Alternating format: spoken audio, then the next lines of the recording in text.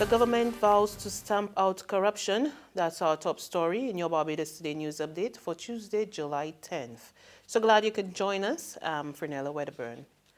Justice will be served. Attorney General Dale Marshall issued this strong warning today as he declared that several former government ministers under the previous Democratic Labour Party administration could be investigated for corruption. Marshall, who tabled the much-touted Integrity in Public Life Bill in Parliament, insisted that the Barbados Labour Party government was not making idle threats, as he cautioned that anyone found guilty of wrongdoing will be brought before the law courts. According to the AG, in the last 10 years, there have been a lot of whispers of corrupt practices involving several politicians, as well as bribes being paid by some individuals and business people for various services. He highlighted concerns about multi-million-dollar contracts for the building of housing units, the construction of a berth at the Bridgetown port, and contracts to a private firm to rebuild transmissions for the Transport Board, among other things. Marshall said enough was enough. I, for so long as I am Attorney General of this country, intend to strain every sinew of mine to the point of breaking. I intend to engage every agency of the Crown, either in Barbados or outside of Barbados. I intend to do everything that I can, sir, to bring the perpetrators of that dishonest activity to heel.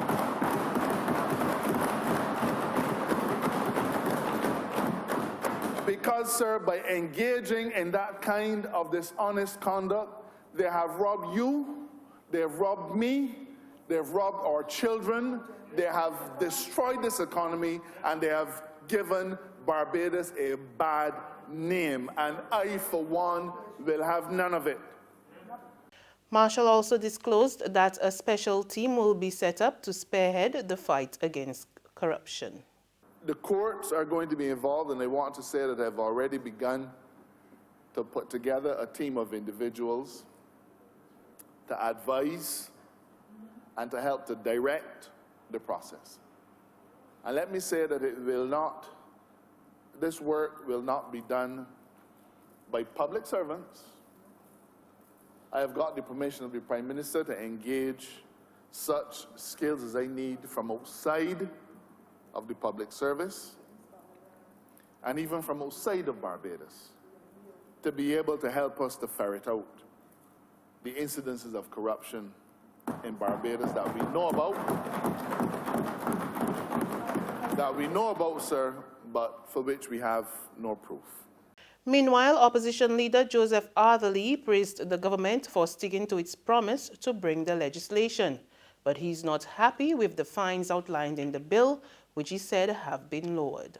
Having circulated that draft legislation for public scrutiny and comment, that legislation involves a provision for heavy fines of up to $500,000 or 5 years imprisonment, $250,000 on summary conviction, or 2 years or 2 years imprisonment for those who ran foul of the legislation on the aspect of corruption and those who enable corruption, to then having brought a bill to this honorable House where those significantly heavy fines, which may have constituted a real deterrent, are reduced to the levels of $20,000 and $10,000, causes me,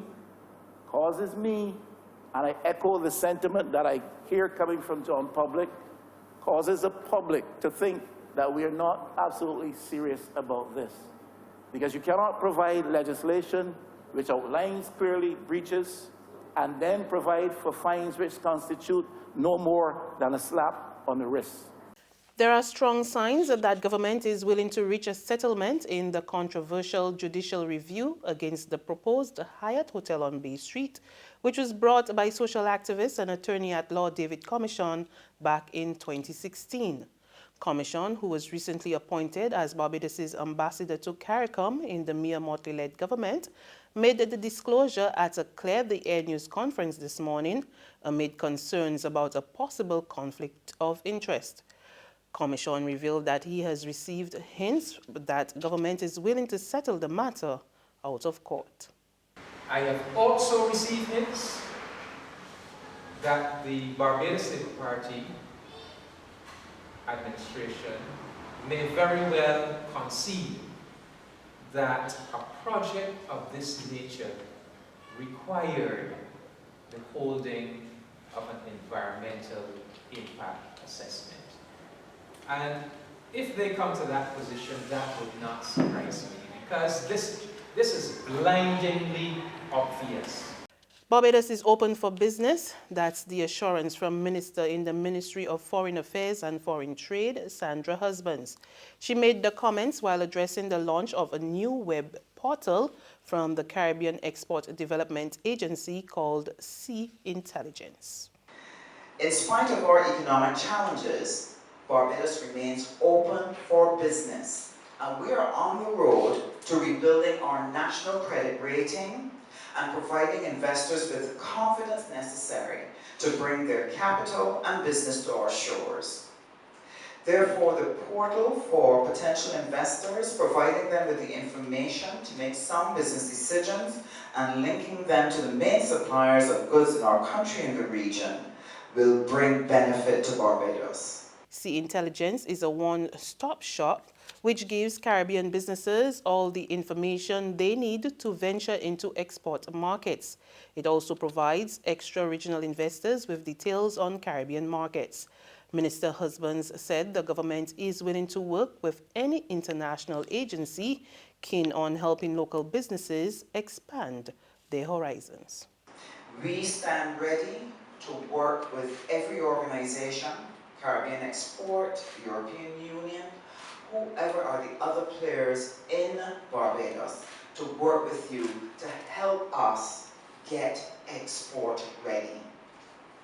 And therefore we welcome ideas, we welcome initiatives, and we will give our fullest support to whatever you seek to bring that will help Barbados to move beyond our shores. In sports, France advanced to the World Cup final for the first time since 2006 with a 1-0 win over Belgium on Tuesday. Samuel Umtiti scored the only goal with a header in the 51st minute.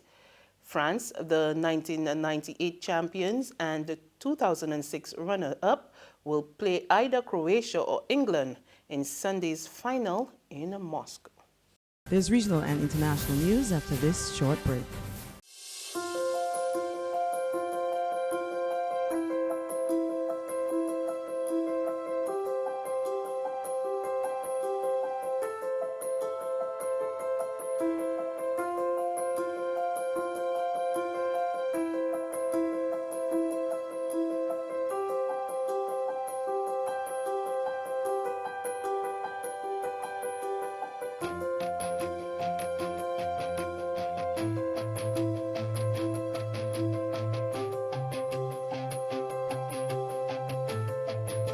Barbados Today, news you can trust. To regional happenings, St. Lucia's top cop urges citizens to be on their best behavior this Carnival. The grand cultural showpiece is set for next week, and police are promising top-notch security. We need to show the world that we can conduct ourselves. We need to ensure that we control our temper, manage our anger, and at least change our attitudes. This is the time for us to unite. This is not a time for us to be fighting with each other.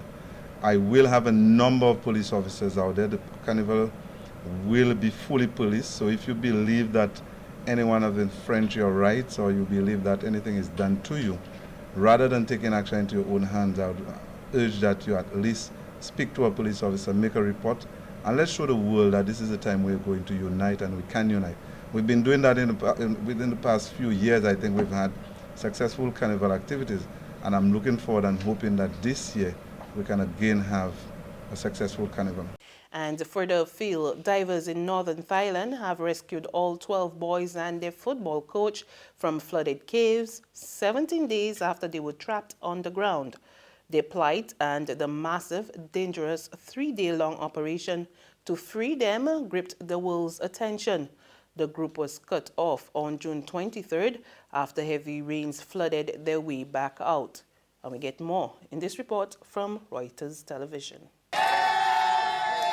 It's over. All 12 boys and their soccer coach are now above ground in Thailand, stretchered, driven and flown to hospital from the flooded cave they've been trapped in for over 2 weeks. This is an incredible moment here on the ground. I mean, basically, it's mission impossible accomplished, really. The Navy SEAL themselves said on their Facebook page, I don't know if this is a miracle or a science. It's incredible. Reuters' Panu Wongcha-Um has been here outside the cave covering the story, where an international rescue operation has gone on between volunteers, police and Thai Navy SEALs. The feeling here is immense. People have been waiting for more than 2 weeks, really anxiously about this whole mission that have come together really as an international effort, as well as a very Thai-led effort as well. These two elements have really made this story quite special. And that's news and sports. But for the very latest, visit our website at www.barbadostoday.bb. You can also subscribe to our e-paper, email updates, and like us on Facebook, and sign up for our breaking news alerts via WhatsApp. We're also on Izubi Media and bus terminals, as well as screenplay at supermarkets and gas stations near you. And you can also hear us on Mix 96.9 FM. I'm Fernella Wedderburn. Good evening.